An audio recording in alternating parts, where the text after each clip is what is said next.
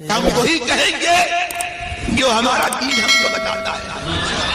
عمل کرو تو تمہارا بھلا ہے، نہیں کوئی عمل کرے تو نقصان بسم اللہ الرحمن الرحیم نحمده ونصلي ونسلم على رسوله الكريم اما بعد فاعوذ باللہ من الشیطان الرجیم بسم اللہ الرحمن الرحیم ان اللہ وملائکته يصلون على النبی یا ایہا الذین آمنوا صلوا علیہ وسلموا تسلیما اللهم صل على سيدنا ومولانا محمد وبارك وسلم صلاة وسلاما عليك يا رسول الله صلى الله تعالى عليك وسلم.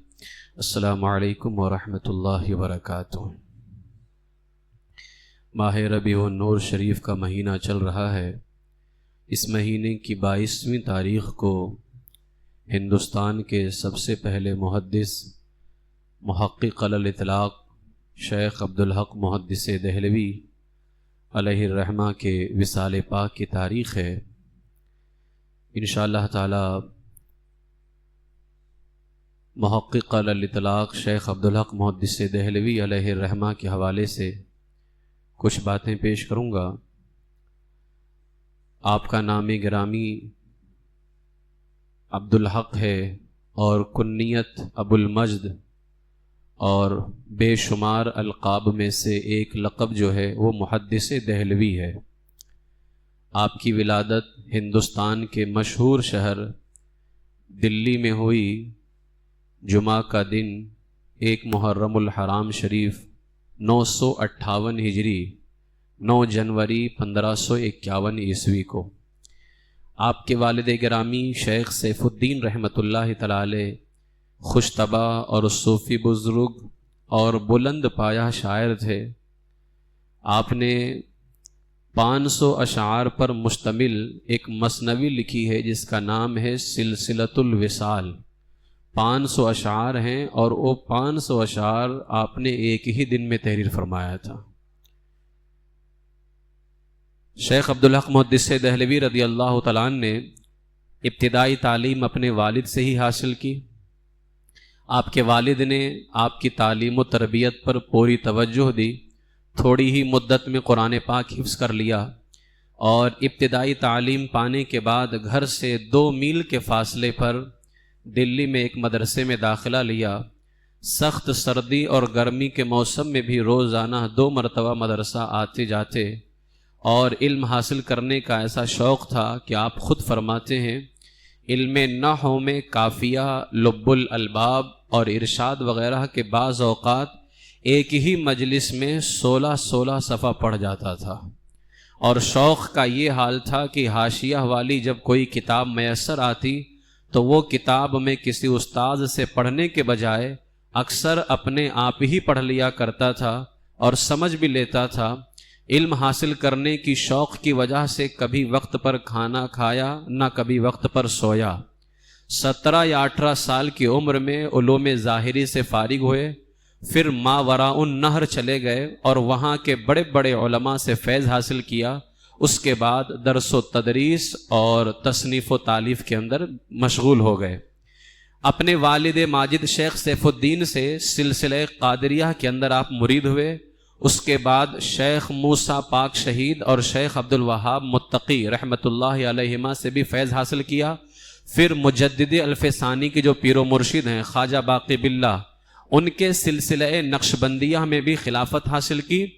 اور حضرت سرکار غوث پاک رضی اللہ تعالیٰ عنہ سے ایسی عقیدت تھی، آپ خود ارشاد فرماتے ہیں مجھے غوث پاک رضی اللہ تعالیٰ عنہ نے خواب میں حضور سید عالم صلی اللہ علیہ وسلم کے اشارے پر اپنی مریدی میں داخل فرمایا ہے. کہ حضور نے اشارہ فرمایا غوث اعظم کو کہ عبدالحق کو اپنی مریدی میں داخل کرو، جبکہ غوث اعظم فرماتے ہیں جو بھی میرا غلام یہ کہے کہ میں غوث اعظم کا مرید ہوں تو اللہ اس کو میری مریدی میں شامل فرما دیتا ہے. لیکن یہ خصوصی اعزاز شیخ عبدالحق محدث دہلوی کو حاصل ہے کہ حضور نے خواب میں اشارہ کیا غوث پاک کو کہ عبدالحق کو اپنی مریدی میں شامل کرو.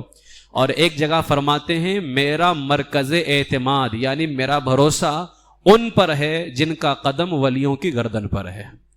یہ بے پناہ عقیدت اور محبت سرکار غوث اعظم رضی اللہ تعالیٰ عنہ سے تھی۔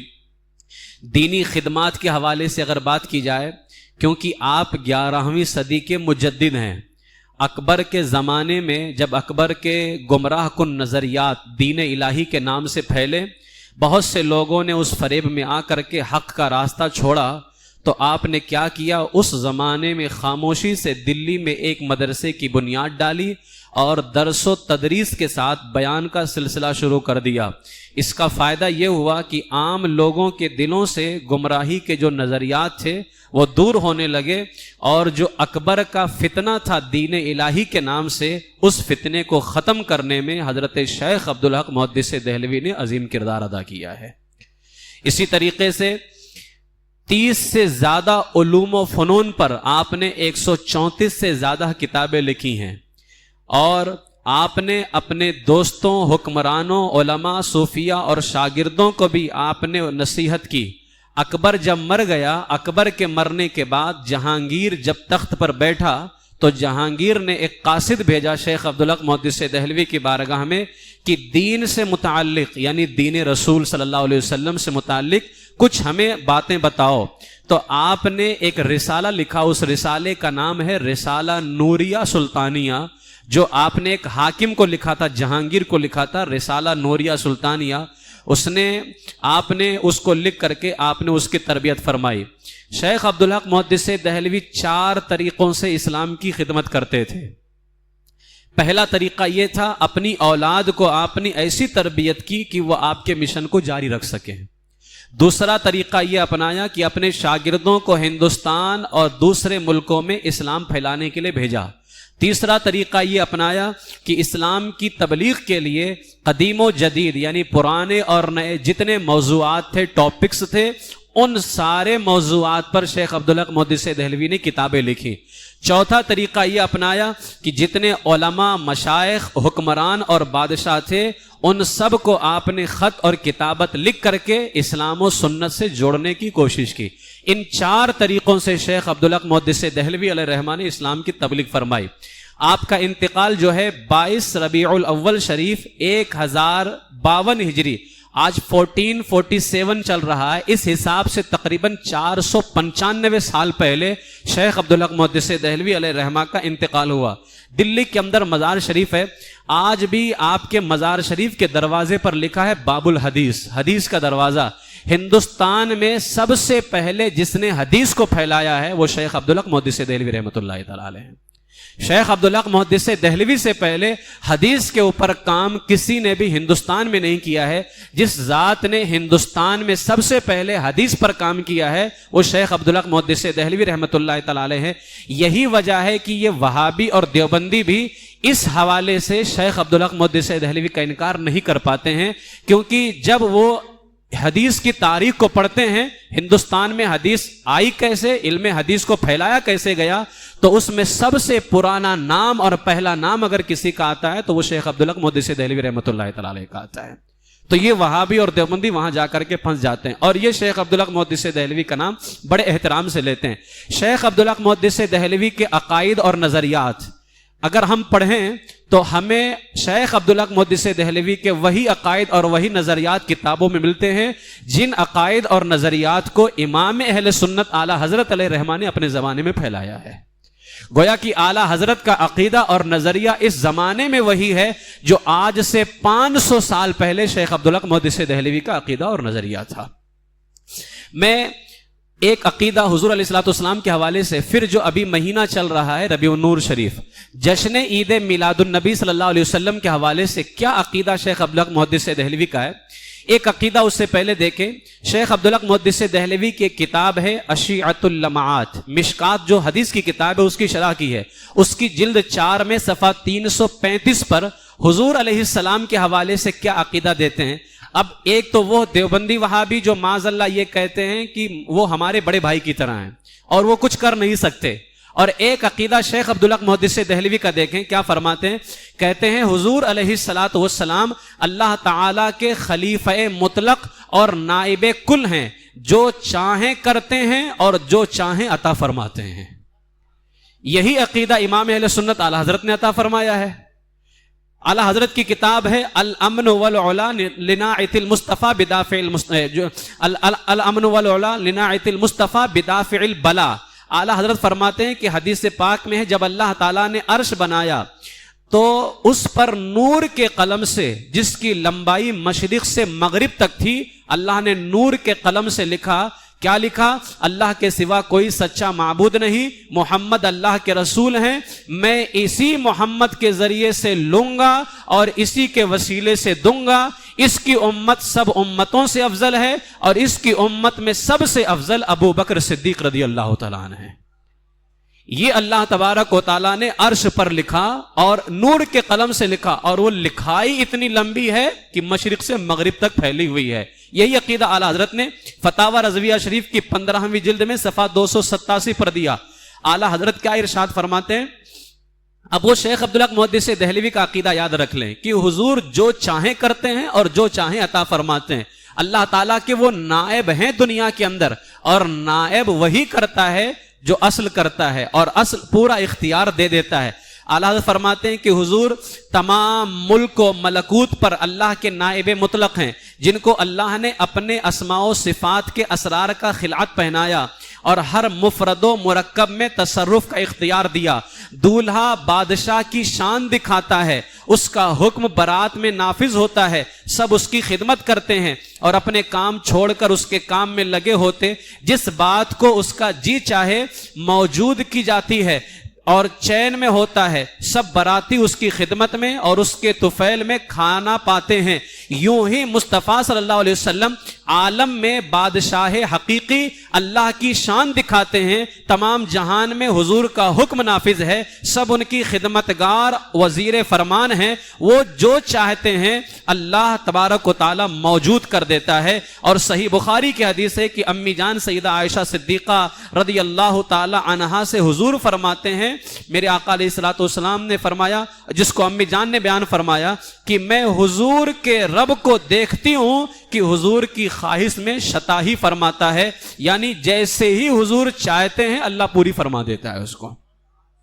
تمام جہان حضور کے صدقے میں حضور کا دیا کھاتا ہے کہ حضور نے فرمایا انما انا قاسم واللہ معطی، اللہ عطا کرتا ہے اور میں بانٹتا ہوں.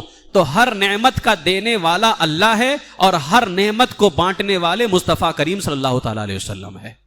یہی عقیدہ ہمیں شیخ عبدالحق محدث دہلوی کا نظر آتا ہے. تو آج جو لوگ یہ کہتے ہیں رضا خانی اور بریلوی، تو بریلوی کوئی مسلک الگ سے نہیں ہے، کوئی عقیدہ الگ سے نہیں ہے. آپ دیکھ لینا جو بریلویوں کا عقیدہ اس زمانے میں ہے وہی 5 سال پہلے شیخ عبدالحق محدث دہلوی کا عقیدہ ہے. تو کیا معاذ اللہ شیخ عبدالحق محدث دہلوی بھی اعلیٰ حضرت کے مرید تھے؟ جو لوگ یہ کہتے ہیں کہ یہ سب رضا خانی ہے، رضا والے ہیں، تو اس طرح کی باتیں کرتے ہیں. تو اعلیٰ حضرت تو 500 سال پہلے پیدا بھی نہیں ہوئے تھے. اعلیٰ حضرت علیہ الرحمہ تو 106 سال پہلے اعلیٰ حضرت کا انتقال ہوا ہے. یعنی 1272 ہجری میں اعلیٰ حضرت علیہ رحمت و رضوان کا اعلیٰ حضرت کی پیدائش ہو رہی ہے. 1272 ہجری میں اعلیٰ حضرت پیدا ہو رہے ہیں، اور اس سے 400 سال پہلے 1052 ہجری میں شیخ عبدالحق محدث دہلوی کا انتقال ہو رہا ہے. تو عبدالحق محدث دہلوی نے کیا اعلیٰ حضرت کا عقیدہ اپنایا تھا؟ نہیں. اعلیٰ حضرت نے وہ عقیدہ دیا ہے جو شیخ عبدالحق محدث دہلوی نے دیا ہے، اور شیخ عبدالحق محدث دہلوی کا عقیدہ قرآن و سنت کے مطابق ہے. یاد رکھ لیں، اگر امام احمد رضا کا عقیدہ کسی ذات کا عقیدہ ہوتا، کسی انسان کا عقیدہ ہوتا، وہی عقیدہ ہمیں پہلے بھی نظر آ رہا ہے. تو پہلے بھی ان بزرگوں کا اپنا عقیدہ نہیں تھا. کسی ایک انسان کی بات دوسرا انسان بدل دیتا ہے، تیسرے کے پاس جائے تیسرا بدل دیتا ہے، یعنی ایک کے بعد دوسرا، دوسرے سے تیسرا بدلتے رہتے ہیں. لیکن ہمارے بزرگوں کے ایک ہی عقیدے ہر جگہ نظر آتے ہیں. اس کی وجہ کیا ہے؟ کسی بھی بزرگ کا یہ اپنا عقیدہ نہیں ہے. اگر عقیدہ ہے تو قرآن و سنت کا عقیدہ ہے یہ، اور قرآن و سنت کسی زمانے میں نہیں بدلتے ہیں. یہی وجہ ہے کہ شیخ عبد القادر جیلانی کا عقیدہ ہو، سرکار غریب نواز کا عقیدہ ہو، شیخ عبدالحق محدث دہلوی کا عقیدہ ہو، امام اہل سنت کا عقیدہ ہو، ہمارے سارے بزرگوں کے عقیدے ایک ہی نظر آتے ہیں. اس کی وجہ یہ ہے کہ سب کا عقیدہ قرآن و سنت کے مطابق ہے. اب جشن میلاد النبی صلی اللہ علیہ وسلم اس وقت یہ مہینہ چل رہا ہے. اب ذرا دیکھیں شیخ عبدالحق محدث دہلوی کا عقیدہ، کیونکہ اگر میں ان عقائد کو بیان کروں تو گھنٹوں چاہیے شیخ عبدالحق محدث دہلوی کے عقائد و نظریات کو بیان کرنے کے لیے. اب مہینہ چل رہا ہے، اس کی برکت سے جشن میلاد النبی کے حوالے سے کیا عقیدہ ہے؟ خاص طور سے ان وہابیوں کو سمجھنا چاہیے جو عقل کے اندھے ہیں اور شکل کے گندے ہیں. معاذ اللہ یہ اس جشن میلاد کو حرام اور بدعت اور پتہ نہیں کیا کیا کہتے نظر آتے ہیں اور کہتے یہ سب رضا نے پیدا کیا ہے, یہ بریلویوں کا طریقہ ہے. تو شیخ عبدالحق محدث دہلوی کا بھی طریقہ سن لیں جشن میلاد کے حوالے سے کیا ہے. شیخ عبدالحق محدث دہلوی کی کتاب ہے اشیعۃ اللمعات, جلد 7 صفحہ 416. آپ فرماتے ہیں کہ حضور علیہ السلام کی تشریف آوری اور آپ کی سلامتی پر, یعنی حضور تشریف لائے اس بات پر اور حضور سلامت رہے اس بات پر خوشی کا اظہار کرنا یہ قربت و عبادت ہے, یہ عبادت ہے. اسی طریقے سے شیخ عبدالحق محدث دہلوی نے اپنی کتاب ما ثبت من السنہ میں اردو کتاب کے صفحہ نمبر 74 پر فرمایا, امام ابن جوزی کہتے ہیں جب اس کافر ابو لہب کو جس کی مذمت میں قرآن کی پوری سورہ نازل ہوئی تبت یدا ابی لہب, اسے خوشی کا یہ صلہ ملا کیونکہ جب اس کو پتا چلا کہ میرے بھتیجے کی پیدائش ہوئی ہے, کیونکہ وہ حضور کا چچا لگتا تھا, اس کو پتا چلا کہ میرے بھتیجے کی پیدائش ہوئی ہے, اس نے اپنی باندی کو آزاد کر دیا تھا. تو جس انگلی کو اٹھا کر کے کہا تھا کہ تو آزاد ہے, تو فرماتے ہیں جب اس بدبخت کو خوشی کا یہ صلہ ملا کہ ہر پیر کے روز اس کی قبر میں عذاب میں کمی ہوتی ہے, جب اس نے حضور کی پیدائش پر خوشی کا اظہار کیا تھا, تو بتاؤ اس مسلمان کا کیا حال ہوگا جو آپ کی امت میں ہو کر حضور کی پیدائش کی خوشی کرتے ہیں. وہ تو کافر تھا, ملعون ہے, تو اس کو اتنا صلہ مل رہا ہے, تو جو حضور کی امت میں ہو کر کے خوشی کا اظہار کرے اور پھر آپ کی محبت میں جتنا ہو سکتا ہے خرچ کرتے ہیں. شیخ عبدالحق محدث دہلوی فرماتے ہیں مجھے اپنی زندگی کی قسم یقیناً اللہ کی طرف سے اس کی یہی جزا ہوگی جو اپنے فضل و کرم سے اللہ جنت کے باغوں میں داخل فرمائے گا. اور ہمیشہ سے مسلمان, ابھی جو لوگ کہتے ہیں نا کہ یہ رضا نے پیدا کر دیا ہے, یہ بریلی سے چلا ہے, اب شیخ عبدالحق محدث دہلوی فرماتے ہیں ہمیشہ سے ہی مسلمان حضور کے ولادت کے مہینے میں محفلیں کرتے ہیں, کھانے پکا کر اس مہینے کی راتوں میں طرح طرح کے تحفہ جات خوب تقسیم کرتے ہیں, اور ان لوگوں پر اس عمل کی برکت سے بے شمار برکات کا نزول ہوتا ہے. اس محفل میلاد کے خصوصی مجربات میں سے یہ ہے کہ جو محفل میلاد کرتا ہے سال بھر تک برکتیں پاتا ہے, اور اس سے حاجت روائی مقصود برآری کی بڑی بشارت ہے. پس اللہ تعالیٰ اس شخص پر بے پایاں رحمت نازل فرمائے جس نے میلاد مبارک کے دن کو عید بنایا. یہی میرا عنوان تھا جمعہ کے اندر کہ اسلام میں صرف 2 عیدیں نہیں ہیں اور اسلام میں بہت ساری عیدیں ہیں. شیخ عبدالحق محدث دہلوی فرماتے ہیں اللہ اس پر رحمت نازل فرمائے جو عید میلاد مبارک کو کیا بنائے, عید بنائے. تو کیا عبدالحق محدث دہلوی کو نہیں معلوم تھا کہ اسلام میں صرف 2 عیدیں ہیں؟ ہندوستان کے پہلے محدث کو نہیں معلوم ہے, اور یہ ٹانگیں پھیلانے والے اہل حدیث کو معلوم ہے کہ اسلام میں صرف 2 عیدیں ہیں. شیخ عبدالحق محدث جنہوں نے ہندوستان میں حدیث کو لایا ہے, حدیث کو پھیلایا ہے, تو سب سے زیادہ حدیث کا علم تو انہیں کے پاس ہوگا نا. کیا ان کو نہیں معلوم تھا کہ اسلام میں صرف 2 عیدیں ہیں؟ فرماتے ہیں اللہ اس پر رحمت نازل کرے جس نے میلاد مبارک کے دن کو عید بنایا. تاکہ اب وہ عید کیوں بنائے؟ فرماتے جب وہ عید بنائے گا تو جس کے دل میں بغض و عناد ہے وہ اسے دیکھ کر کے مزید جل اٹھے گا. اب یہ بھی بتا رہے کہ عید بنانا ہے تو کیوں بنانا ہے؟ تاکہ جس کے دل میں بغض و عناد ہے وہ دیکھ کر کے مزید جل جائے. اسی لیے مفتی احمد یار خان فرماتے نثار تیری چہل پہل پر ہزاروں عیدیں ربیع الاول سوائے ابلیس کے جہاں میں سبھی تو خوشیاں منا رہے ہیں. شیخ عبدالحق محدث دہلوی کا شیخ عبدالحق محدث دہلوی کی کتاب مدارج النبوہ ہے, جلد 1 صفحہ 493 پر فرماتے ہیں جو حضرات حرمین شریفین میں محفل میلاد مبارک کا انعقاد کرتے ہیں اور میلاد شریف کے ذکر و بیان کرنے کا معمول رکھتے ہیں ان کا درود شریف سے قبل اس آیت کو پڑھنے کا معمول ہے.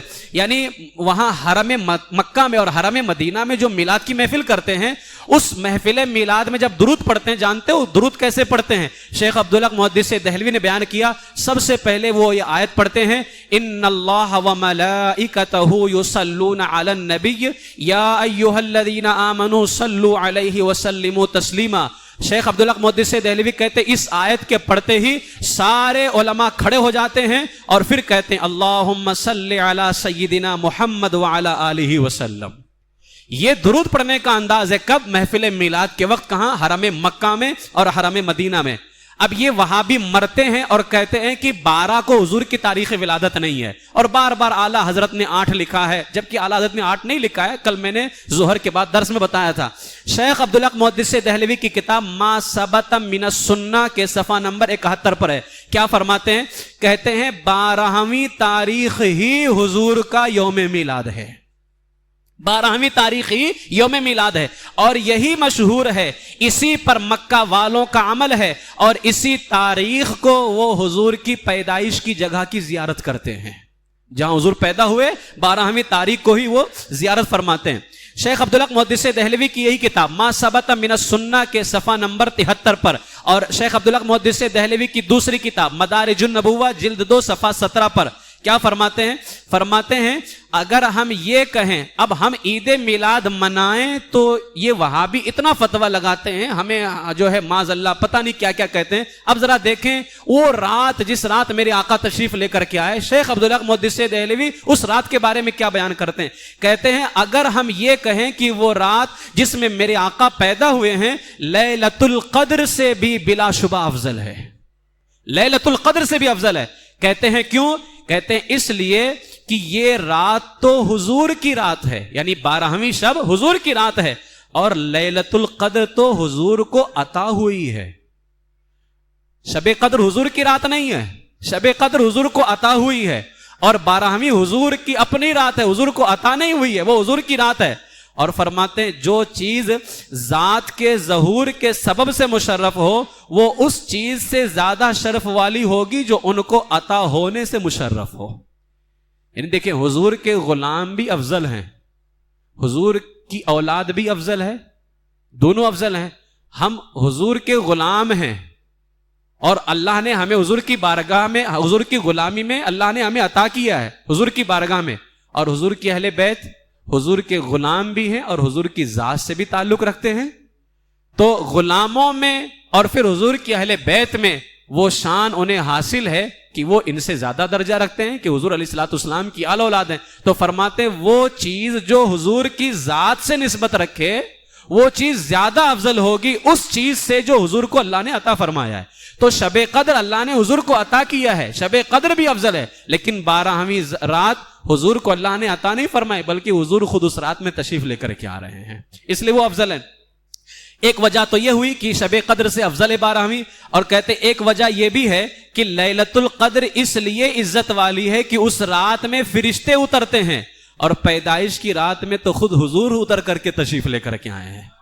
تو جس رات میں فرشتے اترے وہ رات افضل ہے، تو جس رات حضور تشریف لے کر کے آئے وہ رات افضل کیوں نہیں؟ سارے فرشتے حضور کے خادم ہیں، بلکہ فرشتوں کے سردار جبرائیل امین کسی کے اگر خادم ہیں تو صرف اور صرف میرے آقا حضور علیہ الصلوۃ والسلام کے خادم ہے وہ۔ تو جس رات فرشتے آئیں وہ رات افضل، اور جس رات حضور آئیں وہ رات اس سے بھی افضل ہے۔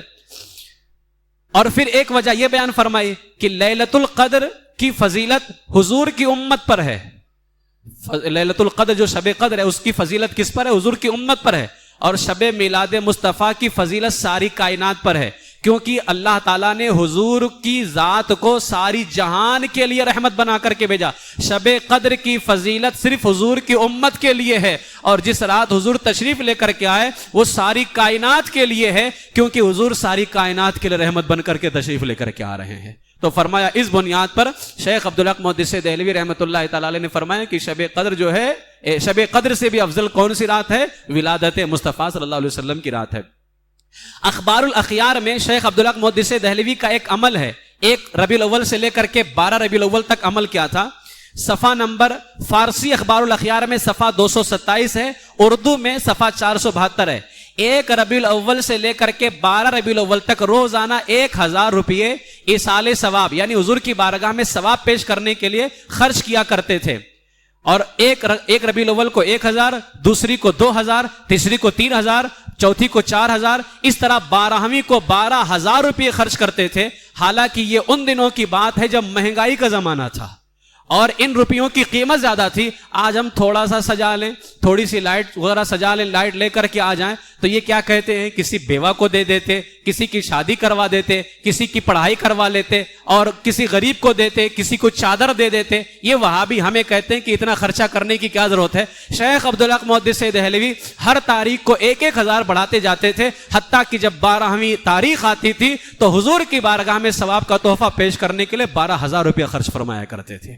تو حضور کے میلاد میں خرچ کرنا یہ کوئی آج کا طریقہ نہیں ہے، ہمارے بزرگوں کا طریقہ رہا ہے۔ شیخ عبدالحق محدث دہلوی کا آخری فرمان اس حوالے سے، عید میلاد کے حوالے سے، اخبار الاخیار میں فارسی کی صفحہ نمبر 320 ہے، اردو میں صفحہ نمبر 624 ہے۔ کتنا مبارک عمل! اور اس چیز سے ہمیں سمجھ میں آتا ہے کہ شیخ محقق کا مسلک کیا ہے اور شیخ عبدالحق محدث دہلوی کا نظریہ کیا ہے۔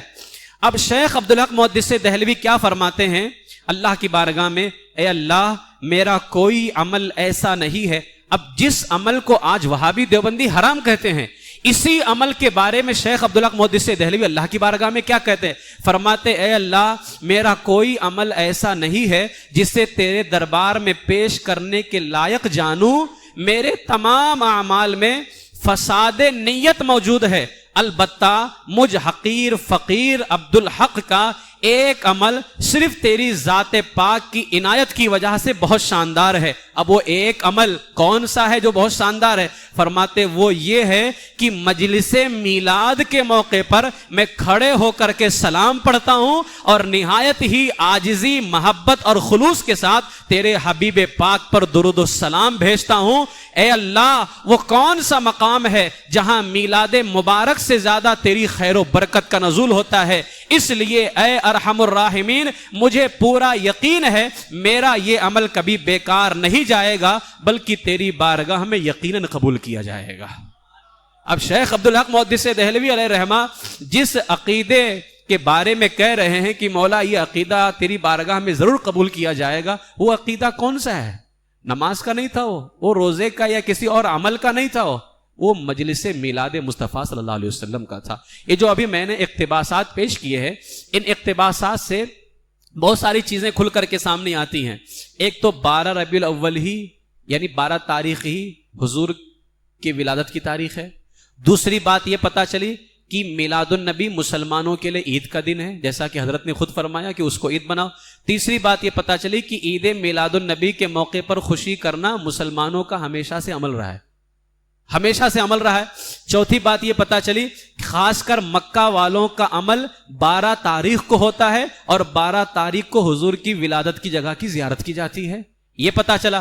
پانچویں چیز یہ پتہ چلی کہ محفل میلاد کی برکت سے سال بھر اللہ تبارک و تعالی امن و امان عطا فرماتا ہے، مصیبتوں اور تکلیفوں کو دور فرماتا ہے۔ چھٹی بات یہ پتہ چلی کہ عید میلاد میں اپنے گھروں کو سجانا اور قرآن خوانی وغیرہ جیسے نیک کام کرنا یہ سب خوشی کی علامتیں ہیں۔ ساتویں بات یہ پتہ چلی ان تمام افعال حسنہ کی برکت سے اللہ تعالیٰ کی برکتوں کا نزول ہوتا ہے، اللہ تبارک و تعالیٰ برکت نازل فرماتا ہے۔ اس لیے میرے عزیزو، ہمارے جو اکابرین کا طریقہ ہے وہی الحمدللہ حق ہے اور وہی جو ہے اللہ کی بارگاہ میں مقبول ہے، اور وہ طریقہ اہل سنت و جماعت کا ہے، وہ اہل سنت و جماعت کا طریقہ ہے۔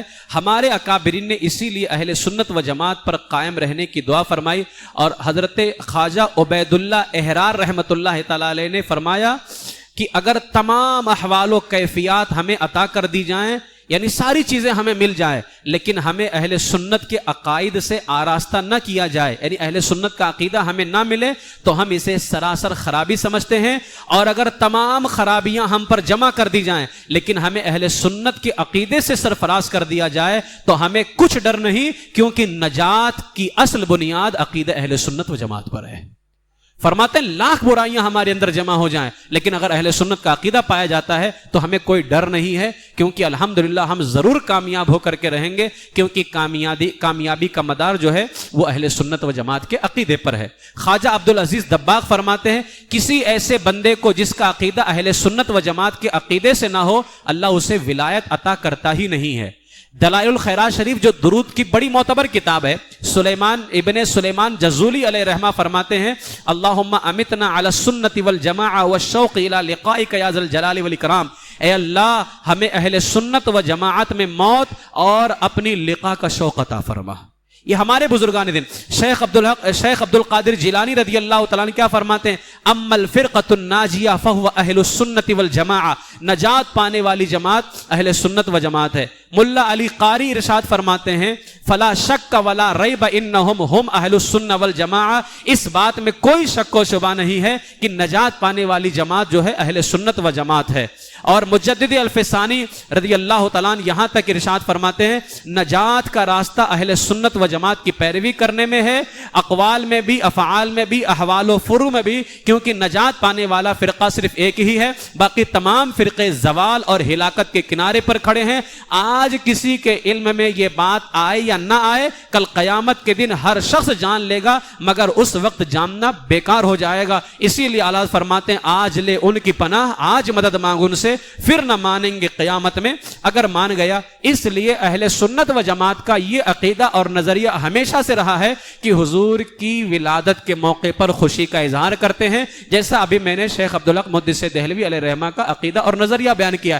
اب اگر جشن میلاد کے حوالے سے اعلیٰ حضرت کا نظریہ دیکھیں تو بڑی باتیں ہیں. میں نے جو ابھی دیوبندیوں وہابیوں کو چیلنج دیا ہے اور 2 لاکھ روپے کا انعام رکھا ہے، فتاوی رضویہ شریف کی 29ویں جلد میں صفحہ 246 47 48 سے جو میں نے 5 باتیں رکھی ہیں، قرآن کی 4 آیتیں، ان 4 آیتوں کا ثبوت پیش کرو. اور 5ویں بات جو اعلیٰ حضرت نے رکھی کہ یہ وہابی دیوبندی اپنے پروگرام تو کرتے ہیں، تو تمہارے پروگراموں کا ثبوت کون سی آیت سے ہے، کون سے حدیث میں ہے؟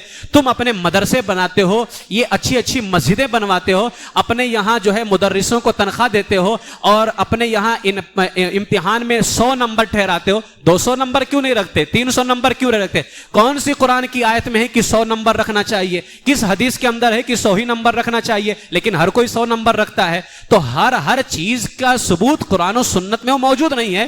ہاں یہ دیکھا جائے گا کہ جو چیز تم کر رہے ہو کہیں وہ شریعت کے خلاف تو نہیں ہے. اب اگر قرآن و حدیث کے اندر عید میلاد، حضور کی آمد پر خوشی منانے کا ذکر قرآن و سنت میں نہ بھی ہو جبکہ موجود ہے، ہم نے وہ آیتیں پیش کی ہیں، اگر یہ وہابی اپنے اندر ہمت رکھتے ہیں اور یہ اپنے آپ کے اندر حلالی ہیں اور جو ہے اپنے آپ میں یہ حقانیت رکھتے ہیں تو انہیں کھل کر کے سامنے آنا چاہیے. اور میرے عزیز نوجوانوں، آپ بھی، وہ میں نے وائرل کر دیا ہے، مسجد کے بورڈ پر بھی لگا دیا ہے، سوشل میڈیا پر بھی وائرل کر دیا ہے، وہ چیز آپ اپنے پاس زیروکس کرا کر کے رکھ لیں اور خوب محفل میلاد کریں. یہ وہابی جب آپ سے کہیں کہ یہ حرام ہے، ناجائز ہے، فوراً وہ پیش کرو اور اس کو لے کر کے، اس میں میرا نمبر بھی موجود ہے، آپ اس پر بات کراؤ. اور ان کو میں نے وقت دے دیا ہے، وہ وقت میں نے بتا دیا ہے، اس میں کب تک کا ان کے پاس وقت ہے، جب تک کہ مرغا انڈا نہ دے دے اور بیل دودھ نہ دے دے. کیونکہ نہ مرغا انڈا دے سکتا ہے، نہ بیل دودھ دے سکتا ہے، تو وہاں بھی کبھی جواب بھی نہیں دے سکتا ہے. وہ میں نے وقت دے دیا ہے. اس کے بعد آپ اس موقع کو غنیمت جانے. ہمارے لوگ ان کے بہکاوے میں آ کر کے محفل میلاد چھوڑ دیتے ہیں. حضور کی آمد کی خوشی کرنا کتنی بڑی نیکی ہے اور اللہ کو کتنا پسند ہے. اللہ کے محبوب تشریف لے کر کے آ رہے ہیں، بتاؤ کیا اس موقع پر خوشی کا اظہار کرنا حرام بھی ہو سکتا ہے؟ ان کا ذکر کرنا حرام بھی ہو سکتا ہے کیا؟ معاذ اللہ. لیکن یہ وہابی دیوبندی ہمیشہ سے ہمارے نوجوانوں کو گمراہ کرنے کی کوشش کرتے ہیں. اسی فتاوی رضویہ شریف میں 29ویں جلد میں صفحہ 246 47 48 سے میں نے جو ان کے سامنے رکھا ہے، اور الحمدللہ یہ کوئی میرا پاور نہیں ہے، سارا پاور امام احمد رضا کا ہے. یہ جو میں نے ان کے سامنے ڈنکے کی چوٹ پہ کہا، یہ میرا اپنا کوئی پاور نہیں، سارا پاور امام احمد رضا کا ہے. اسی فتاوی رضویہ کے 29ویں جلد میں صفحہ 200 جو ہے 13 اور 14 پر 13 پر ایک سوال کیا گیا، میلاد شریف کا رواج کب سے ہے اور خاص کر پیدائش کے وقت، یعنی جب حضور کی پیدائش کا ذکر کیا جائے، خاص کر ذکر پیدائش کے وقت میں تعظیماً کھڑا ہونا کہاں سے ثابت ہے؟ یہ سوال کیا گیا اعلیٰ حضرت سے کہ میلاد شریف کا رواج کب سے ہے اور خاص کر پیدائش کا جب ذکر کرے اس وقت ہم مسلمان جب حضور کی پیدائش کا ذکر کرتے ہیں تو کھڑے ہو کر کے سلام پیش کرتے ہیں آقا کی بارگاہ میں. اس کا ثبوت کہاں سے ہے؟ تو اعلیٰ حضرت نے 2 لائن میں جواب دیا ہے، بہت زبردست جواب دیا. اعلیٰ حضرت نے صفحہ 214 پر جواب دیا، مجلس میلاد مبارک یعنی حضور کی ولادت کی مجلس اور قیام کا ثبوت یعنی کھڑے ہو کر کے سلام پڑھنے کا ثبوت یہ ہزاروں بار فقیر دے دیا. اور اب اجمالاً مختصر جواب یہ ہے کہ میلاد کا ثبوت اور میلاد میں کھڑے ہو کر کے سلام پڑھنے کا ثبوت وہاں سے آیا ہے جہاں سے وہابیوں کے کفر کا ثبوت آیا ہے. یعنی وہابی قرآن و سنت کی روشنی میں کافر ہیں، اسی قرآن و سنت کی روشنی میں حضور کا میلاد جائز ہے. تو اعلیٰ حضرت نے مختصر جواب دیا، کہا میں نے ہزاروں بار جواب دے دیا ہے، فتاوی رضویہ شریف بھری پڑی ہوئی ہے میلاد مبارک کے جو ہے میلاد مبارک کی محفل کو جائز کے ثبوت کے اندر۔ تو اعلیٰ فرماتے میں نے ہزاروں بار جواب دے دیا ہے، اب مختصر اور شارٹلی جواب یہ ہے کہ مجلس میلاد مبارک اور اس مجلس میں کھڑے ہو کر کے سلام پڑھنے کا ثبوت وہاں سے آیا ہے جہاں سے وہابیوں کے کفر کا ثبوت آیا ہے، ٹھیک ہے؟ لہٰذا آپ تمامی حضرات جو ہے یہی کہنا ان سے کہ تم جس قرآن و سنت سے میلاد کو جائز جو ہے ہم سے ثبوت مانگتے ہو، ذرا اسی قرآن و سنت سے اپنا ایمان ثابت کر کے بتائیے، اپنا ایمان ثابت کر کے بتائیے۔ لہٰذا ان کے فتنوں سے بچیں۔ میں اپنے تمام لوگوں سے گزارش کروں گا، آج شیخ عبدالحق محدث دہلوی کی تاریخ تھی ان کے وصال پاک کی، تو ہم نے سوچا کیوں نہ اس موقع پر انہی کا عقیدہ واضح کر دیا جائے کہ میلاد مبارک منانا کوئی یہ بریلی کا طریقہ نہیں ہے، بلکہ یہ شیخ عبدالحق محدث دہلوی کا بھی طریقہ ہے، ہمارے بزرگوں کا طریقہ ہے الحمدللہ، اور ہم اپنے آقا سید عالم صلی اللہ علیہ وسلم کی آمد پر خوشی کا اظہار کرتے ہیں الحمدللہ۔ ہمارے یہاں بچوں کی پیدائش پر وہ خوشی نہیں ہوتی ہے جو ہمیں خوشی ہمارے آقا کے آنے پر ہوتی ہے، ہمارے آقا کے آنے پر ہوتی ہے۔ ہماری اولاد سے ہمارا کوئی فائدہ نہیں، ہمارا سارا فائدہ حضور کی ذات کی وجہ سے ہے۔ ہمارے آقا علیہ السلام نے ہمیں دنیا میں بھی بچایا ہے، قبر میں بھی بچائیں گے، آخرت میں بھی وہی بچائیں گے۔ لہٰذا الحمدللہ ہم ہمیشہ یہ کہتے رہیں گے، حشر تک ڈالیں گے ہم پیدائش مولا کی دھوم، مثل فارس نجد کے قلعے گراتے جائیں گے، خاک ہو جائیں عدو جل کر مگر ہم تو رضا، دم میں جب تک دم ہے ذکر ان کا سناتے جائیں گے۔ اللہ تبارک و تعالی ہمارے ایمان و عقیدے کی حفاظت فرمائے اور اہل سنت و جماعت کے عقیدے اور نظریے پر اللہ تعالی ہمیں مرتے دم تک قائم رکھے، مسلک اعلی حضرت پر اللہ تعالی ہمیں موت نصیب فرمائے اور اسی مسلک پر قائم رکھتے ہوئے سرکار مدینہ صلی اللہ تعالی علیہ وسلم کے قدموں میں دفن ہونے کے لیے 2 گز زمین نصیب فرمائے۔ وآخر دعوایا ان الحمد للہ رب العالمین۔